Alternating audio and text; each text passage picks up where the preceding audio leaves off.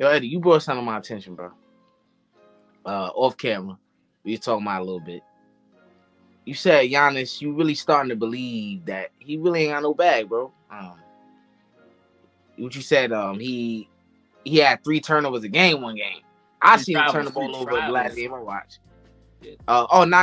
Travel. Excuse me. He traveled 3 times, which is a turnover. He traveled 3 times in one game, and you just see a lot of the moves that he's trying to do is just not.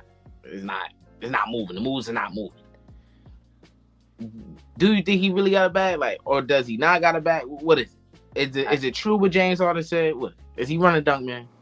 Eli, it was cool or whatever back in 2021 when he replied with a smart remark to James Harden saying, "Now to run the dunk man got a championship." That shit was cool, man. I was even arguing. I feel like he had a little skill in his game because I seen him play. I knew he played soccer and where he was from, and he had a little footwork. I thought that's what it was, but as I'm seeing more and more, and especially with this Bucks team, who they haven't been horrendous, but they have just not been the Bucks team they've been since 2018-19 season. They just have not been the same team in the past couple years, And I'm paying attention to Giannis, and he's on pace right now for the most travels in NBA history by far since it's been tracked. I think since 1960 or something like that.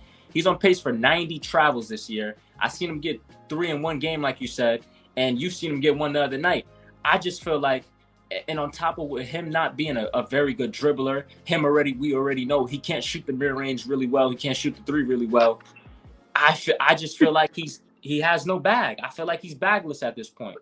I think he can work on something, maybe, but I just don't see Giannis with the bag right now. I don't think he has a bag. That's just my take on it, Eli. Do you have you got anything to say? I know that's your boy, but I know you don't count for your boys. I just don't have no bag. If you want to consider 2 or 3 moves going downhill, I guess spin move, dunk, Euro step, dunk. Those about the 2 moves that we gonna see at a consistent basis. He got his little hook, not a jump hook. It's literally a hook. That's about it. This man, he's been, and this is what Gil said, and it got taken out of context because Gil say stuff in the most extreme ways. Like he said, his rings don't matter. Like he don't understand how to, because he's a guy who he's salty he ain't win a ring. You can hear how he just dismiss. Oh, he won a championship. So what? This what he does with everybody. But we ain't talking about it. Basically, what he said is the rings don't matter. Take it out the equation. He doesn't understand how basketball works. I can look at his game and say he doesn't understand basketball yet. He plays the sport. He won a championship. Cool. He doesn't really understand how to be great, how to be better. And then people came at him, oh, he got 2 MVPs, he a defensive player, you don't know what you're talking about. His point was that this man actually did have those things. He would be way more dominant than what he is. He already won 2 MVPs, defensive player of the year, without those skill sets, without those flashy moves or a bag or whatever the case may be. He's done that. So he's that talented enough to do that. So what is the outcome if he added literal, I don't even think it got to be a bag, just literal fundamentals. It's not much fundamentals in this man's game. I think if he had a Tim Duncan bag. Oh, yeah, for sure. Even Shaq, Eli. Even Shaq. Even Shaq. We say, and thank you for bringing that up, we say Shaq. A lot of people.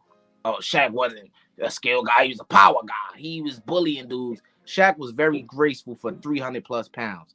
Let's not forget who Shaq was. He wasn't just knocking dudes out the way and dunking it. A lot of cases he was doing that, but he was very graceful. His footwork was there. He had post moves. He was spinning off dudes, and they didn't know where they was at. He was slamming it. You know what I'm saying? Like, he was graceful, very graceful and powerful at the same time, right? We say he wasn't. A lot of people say he wasn't a skill guy, like he was a power guy. That's compared to Hakeem Olajuwon, who's one of the most skilled players of all time. So we looking at it from that lens. But this man Shaq has skills, more skills than I could say for Giannis. Yeah, more skills. Not as versatile as Giannis. Let's get that clear. But he's more skilled. He has an idea of. He has more go-to moves, right, in the post. because we would look at a guy like Giannis. Why you don't get busy in the post? Well, like I ain't gonna lie, and I hate to make this comparison because we know who's a better player, but Embiid's skill set and Giannis' skill sets in terms of big men is not a 1-to-1. It's literally not close, bro. Offensively, this man Embiid has several go-to moves. May not be the most winningest style, but he has a ton of go-to moves, bro. You know, so Giannis is not the most skilled guy, whatever the case may be. It's very effective the way he does what he does. And sometimes it could look beautiful sometimes because he's dunking, he's getting the highlights. But when the game is slowed down, it looks very bad. You know, when you're able to slow Giannis down, not stop him, I'm saying, but just slow it down. You know, he's going to get his buckets, but just, you know, we know where Giannis is really making his money. Transition. You know what I'm saying? You know, cutting to the rack. You know what I'm saying? Which I would like to see a lot more. Mismatch situation. Yeah, mismatches, exactly. But, you know, if you take that away, you start to see him start to dribble, turnovers. Yeah. Not gonna handle a lot of stuff. And in Eli, one thing I want to add for the people in the back who might say, well, this is just a regular season. You know, we know what he does in the playoffs. Well, for the people who be actually watching him play, he's been limited plenty of times. I wouldn't say plenty, but a couple of times in the playoffs. I mean, first the most recent and in the 2022 playoffs, you know, limited against the Celtics defense, very limited. We seen that was, I think that was the stepping stone and the starting stone for me to notice that he didn't really have too much of a bag. He was forcing a lot of paint shots because there were, you know, the Celtics do have a couple heavy hitters. They had a couple heavy hitters in 2022, so he couldn't really go up with as much as he could. He still got enough up and stuff like that. But that's when I really started to notice that this guy don't really have pretty much of a good footwork because he couldn't really fake out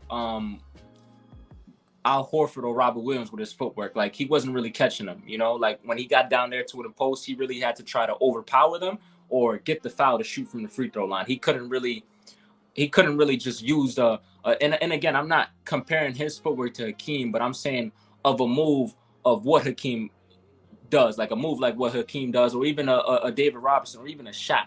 You know, just some type of footwork. It's just basic fundamentals, bro. Yeah, just basic fundamentals. He don't have it, bro. Yeah. It's just like, you don't even got to do this fancy shit to fake a dude out or just put a post move. It just look very unorthodox. It's not good. That's the best way I can describe it, bro. It's not. He has a lot of work to do still at the age of what is he, 20, 28, 29? He's still young. He's still young. You know, they say the prime years of your career is your 30s. So, you know, the guy's still young. We still call him a top 3 player. You know, we coming off a season where he was still looked at as the best player. ESPN ranked him number 1. So again, y'all, when we get up here and I wouldn't even say, I would say criticize a player's game. We get up here and we do that out of fans and love for the game to talk about it. We're not going to sit here and sugarcoat things just because we like a player a lot. Me and Eli both love Giannis. We love Giannis a lot. We love what he stands for and what he represents. But we're not going to sit up here and cap for him. You know, like, the guy is pretty much bagless. He doesn't have fundamentals in his game. He can't shoot the mid-range. Like I said, he can't shoot the 3 ball. Like, he is a run up the court crossover, try to get there, try to get to the line, try to force his way, you know, and again, we know how the game is nowadays. It's easier to get a foul. It's way easier. So, you know, there's a lot of things that really I wouldn't say hold him back from his maximum potential. Yeah, there's a lot of things that hold Giannis back from his maximum potential because, like Eli said, imagine if he had those skills. Imagine if he had the skills of Joel Embiid and Nikola Jokic. I don't think we have a conversation about who's the best player. I think it just need to be that. It's just simple. I swear it is. And it just needs to be. That's the thing. It just needs to be something so as simple as a Tim Duncan, as a Tim Duncan's game. And I don't even think Tim Duncan's game was really that simple. But we do call him Mr. Fundamental. So you know what we mean by that.